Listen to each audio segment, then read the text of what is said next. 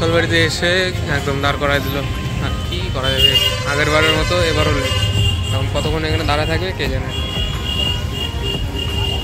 চলো দেখতে থাকো, ভিডিওটা কন্টিনিউ করো।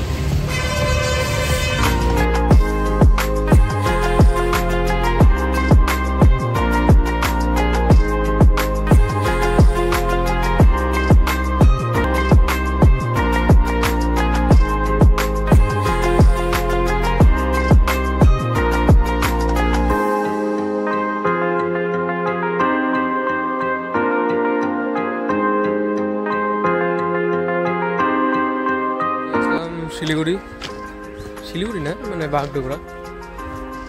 তো এখনই নামলাম, সামনেতে ট্রেনটা চলে গেল। এখন ওই যে সামনেতে যাচ্ছে, দেখতে পারবো না হয়তো, যাচ্ছে ট্রেনটা। এখন যাই, মাসিবাড়ির দিকে যাই, তোমাদেরকে আরও ভিডিও দেখাবো নতুন নতুন, দেখতে থাকো। সকাল লাইফস্টাইল ব্লগ, আমি তোমাদের সাথে রাহুল। চলো।